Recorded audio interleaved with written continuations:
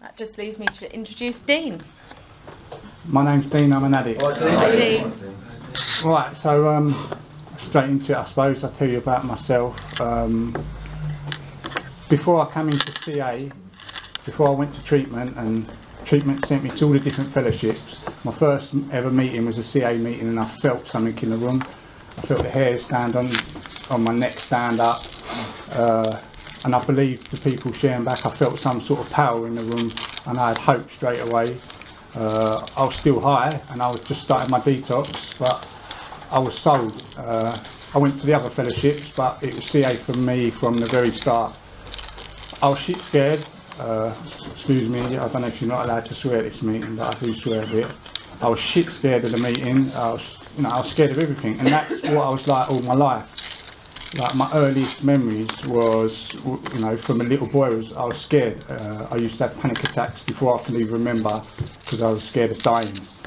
And I couldn't seem to get on with people apart from the naughty kids. And the only fun I ever got in life was climbing and smashing stuff up. And I felt free when I was doing that, when I was like on the edge. And I was just a lost kid, and I always felt less than everyone else, and I couldn't get stuck into anything apart from climbing. So I'd hang about with the naughty kids, and of course, come secondary school, the naughty kids tended to be the ones whose parents were serving up or whatever, and I was in with them already. And so when I was 13, 14, I started smoking cigarettes. That made me sick. Like, my head was spinning, and I vomited the first time I ever had a cigarette. But I did it again and again because I wanted to be part of. And it was exciting, and I started drinking. And from the my first can of beer, I remember drinking it and liking it. But then I'm already thinking about when it's going to run out and what I'm going to do afterwards. This was like when I was 13, 14. And so I liked the effect, but I was always chasing, because it was just never enough. And I used to do aerosol gas and blackout and fire myself in other rooms. And I used to take my friends' parents' prescription drugs and drink them down with cans of supertenants. I'm not enjoying it, just doing it for the effect. And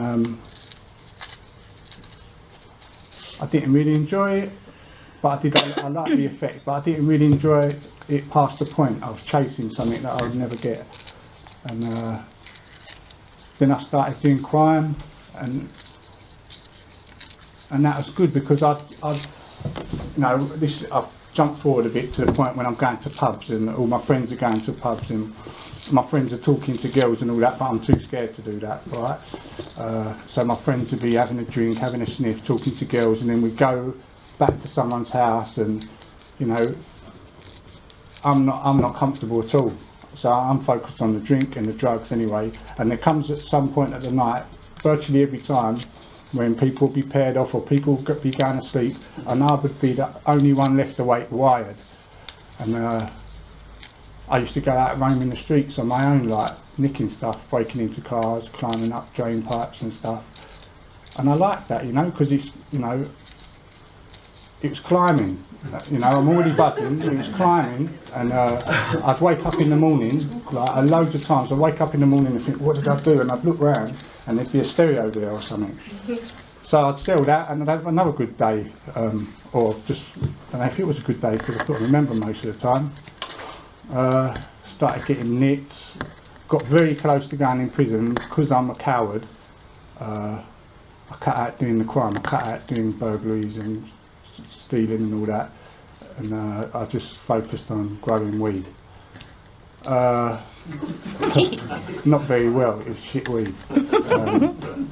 But I was into it, I was obsessed with it. I was just thinking about growing my weed, and when I weren't getting out of my head, I'd be thinking about growing my weed. And then there come a point, I stopped crime now because I was so scared of prison. I met a girl, we had a son, I got a job. I tried to stop drinking, because that's how it always starts for me. I start drinking, then I have a sniff, and then I'm gone. So I stopped drinking for about 6 months, but I was just smoking my nice weed that I was growing. That lasted about 6 months. I started having 1 or 2 beers, and then I was going on benders, and then that relationship ended. Around about the same time I discovered crack, and she left, she took the boy away, and I was heartbroken for a couple of years. And I turned the flat into a skunk farm, but I was way too into growing, to smoking crack. So the skunk farm went, all the plants died because I couldn't look after them.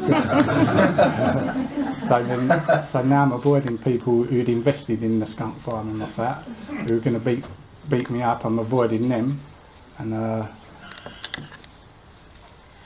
there was one point at that time when all the skunk was gone and I had no electric and I hadn't eaten, and I kind of just broke down, and I was laying on my floor for like 5 days with no electricity, no food.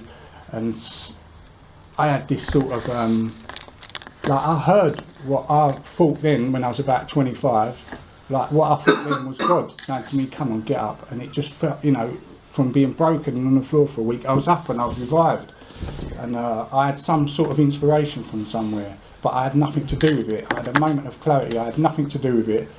But I got up and I fucked that flat off, and I went back to live with my mum, and then, you know, I had a little bit of fire in me from somewhere, and I found a new girlfriend. I moved in with her, but I'm still using, but I just come back to life a bit, and then I discovered heroin, and then it was just downhill. I was smoking heroin in a joint. Within a couple of weeks I was doing it off a file. Within a year I was injecting in my groin snowballs. And that was from, that was about 10 years. That was all the way up to I was about 38, I was doing that. And numerous trips to the hospital where they're telling me they can amputate my leg. And when I was first in hospital, when they told me that they was going to amputate my leg, I was shit scared. And I cut it out. I cut out using and drinking and everything for about a month. And I don't know what happened, I just started again, because when I stopped, I knew that my life on my leg was up for grabs here, you know. And I can't even think why I started again. It's just because I can't do life, innit, because I'm lost without it, because I'm just lost without it. And I started using again, I started injecting in the other side. And I was back in hospital a few months later, because I never had the patience to learn how to inject properly. And I'd use dirty needles, blunt needles, and then I'm back in and they're telling me they're going to amputate my other leg. But something happened, and well, it's good surgeons, that's what happened. And I was out of hospital, but I had no intention of giving up. And then this leg's buggered, so I started using in the first leg again, next to the scar. They've already tied something off there. I just had no regard for my life whatsoever at this point. When I went back in hospital the third time, and they told me that you've got no chance of keeping that leg, and the doctor put his arm around me, I thought the doctor was gay. I thought he was coming on to me. Like, I'm this skinny, like grey skin, no front teeth. I thought a surgeon was coming on to me. I was just deluded. But you know, I was like that, and he said, we're probably going to amputate your leg. I didn't care, because I knew the dealer was coming up, and I was going to put something into my cannula. I put a snowball into my cannula that weren't even working anyway. Drugs weren't even working by then. And then I come out of hospital, went back to my shithole of a flat that was like dirtier than a park, with dog ends on the floor and cider bottles everywhere. And I had another moment of clarity, and I begged my brother, asked my family, asked my mum, who scraped some money together by buying her council house, to send me to treatment out of her retirement money, to send me to treatment. And I went to treatment, and that's where I went to treatment. I was up for it, I was ready for it. I was striking while the iron was hot, and I got to treatment, and my first meeting was a CA meeting. And I still do, I just knew everything was going to be alright, and I still got that feeling that everything's going to be alright. I believed the people sharing in that meeting, I believed them. They talked like me, there was an energy in the room, I liked it, I wanted to be part of, even though I was shit scared. And I thought, I'm going to give this a go, man. And I believed them. And then I started doing the steps in treatment, and I started feeling a difference. And then I knew it weren't just a belief, it was like a real feeling. It was like a faith was growing. And I just knew everything was going to be all right. And I heard what I was told in treatment. It was told to get a sponsor. I was told, work your steps, put your recovery first. Put your recovery first, and everything else will be good. If you put anything else in front of your recovery, you'll lose it after you lose your sobriety. And driven by fear, you know what I mean? Driven by fear, and I still am fired up by it. It amazes me, you know, seeing people come back to life. So I've got on with my steps, and they're quite simple for me, the steps, really. You know what I mean? Just keep trying to be better. Just keep trying to be honest with myself and look at myself. Keep trying to be better. Do as I'm told. Like when my sponsor says, do your amends, do this, do that. If I'm scared or if you know, that's what I've got to do, because I believe him. I trust him. You know, my way. I kept fucking my life up, and I'd made a decision early on that I'm gonna give this my all, and I still do. And so I did what my sponsor told me. I did my amends. I do my little bit of meditation in the morning. I pray. I ain't got a clue what I'm praying to, because I'm not religious, but I do try and seek something, and I feel something. You know what I mean? I've always felt something, but for me, a church can't tell me what that is. I just have to find it myself, and I'm finding that from doing the steps and from practicing my meditation and practicing praying and just trying to be a better person. And you know, I get a lot of joy of seeing people come back to life. I go back into that treatment centre I went through once a week for this morning sort of meeting thing, and I see people coming back to life, and it's beautiful, man. It kind of reminds me of when my son was born. I've got a feeling when I went into the maternity ward, and I just got this warm feeling. And I kind of get that when I go into treatment centres and I see people coming back to life. It's just lovely, man. I get a kick out of that.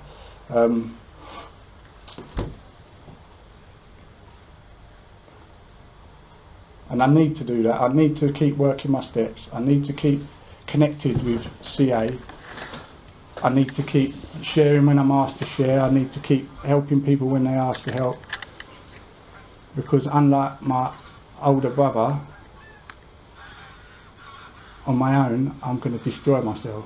But if I stay connected together, you know, with you guys, I'm not going to destroy myself. I'm going to keep growing. And you know, if I start going backwards, you know, I'm going to get pulled up by someone. I'm going to get told perhaps not what I want to hear, but what I need to hear for me to stay safe.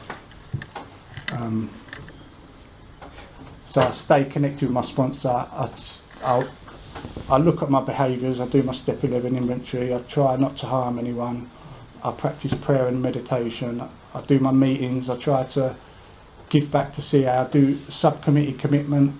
Now, I don't want to do it all the time on a Friday night. I don't want to go to the meeting, but if it weren't for that, if it weren't for CA, you know, CA I kind of see like the soil in which I'm growing in. Like without that, I would be like lost, maybe dead, probably without a leg, probably not dead, probably just in pain like I was for the last 10 years before I got clean a couple of years ago. So I'm very, very grateful to CA, and I know that I've got to stay connected with it, because me on my own I destroy myself. And I would urge anyone to give it a go, man. I would urge anyone to give it a go and just give it your all, man. And this is what I heard when I first come in. If you give it your all for 6 months, if you don't like it, go back out there. And I gave it my all, and I started feeling a difference, and I'm kind of hooked on that. You know, I'm hooked on that. You know, I'm not scared anymore. I'm not discontent. I'm content now. I like myself. I'm useful. I pay my bills now. I'm not on benefits anymore. I'm not a scammer or schemer anymore. And like my little brother died about 6-7 weeks ago. He's one of us, and I organised the funeral, and I organised. I was there for my family when they couldn't be there, and